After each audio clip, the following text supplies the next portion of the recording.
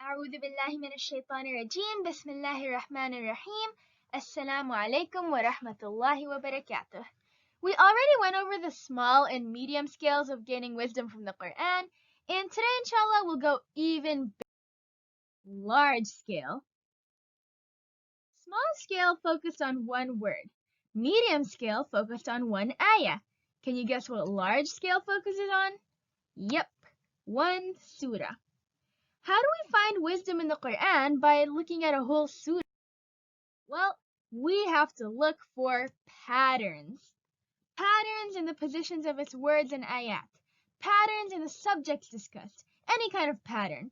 You have to take a step back and look at the bigger picture. You have to look at how all the small and medium scales in the surah come together. To me, this is one of the best methods to gain wisdom from the Quran. And let's look at an example.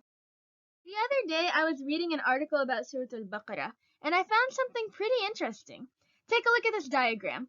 It divides Surah Al-Baqarah into 9 parts. You see A, B, C, D, E, F, G, H, I. Apparently, Surah Al-Baqarah actually has a mirror image kind of pattern. Basically, the first part resembles the last part. They're very similar. Both talk about faith versus unbelief. And then the second part about you see part B, the second part about, Allah Ta'ala's creation and His knowledge is similar to the second last part, which is also about another type of His creation, another part of His knowledge. And then the third part about, Musa alayhi salam telling the laws of Islam to Bani Israel is similar to the third last part, which is about Prophet Muhammad sallallahu alaihi wasallam telling the laws of Islam to the Muslims, right? And, it goes like that. And basically, it's a mirror image kind of pattern. And the thing is, a person can only create such an organized mirror image pattern if they have it all in front of them written down. No one can just make it up as they talk. You can't plan the special pattern of the whole Surah Al-Baqarah in your head. Our brains are way too small. But the Quran wasn't revealed written. It was revealed orally, basically spoken words, which is proof that the Quran could never have been created by a human, because no human could have created a speech like that without planning first, by writing it down. And we know that Rasulullah ﷺ didn't know how to read and write, so he couldn't have made it up like some of the Quraysh said, na'udhu billah.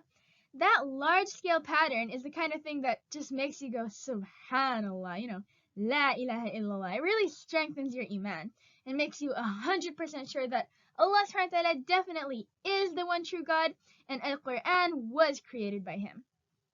And you can only find a pattern like this if you look at the Quran using a large scale. Let me explain first. Look at this, okay? You see this little thing over here? What does that look like? I don't know, like someone's eye or something? We're looking at it on a small scale, okay? But if we zoom out, now we see that it's actually a little puppy in a mask.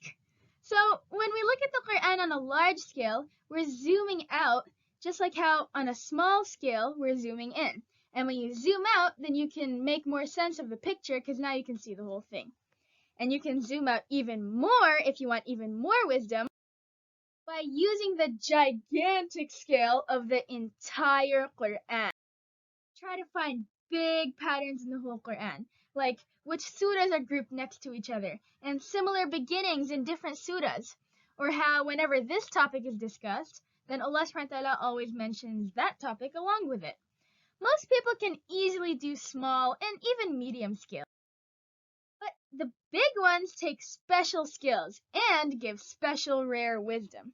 So may Allah subhanahu wa ta'ala increase our understanding of the Quran and grant us lots of wisdom through it, inshallah, through all of the different types of scales, inshallah.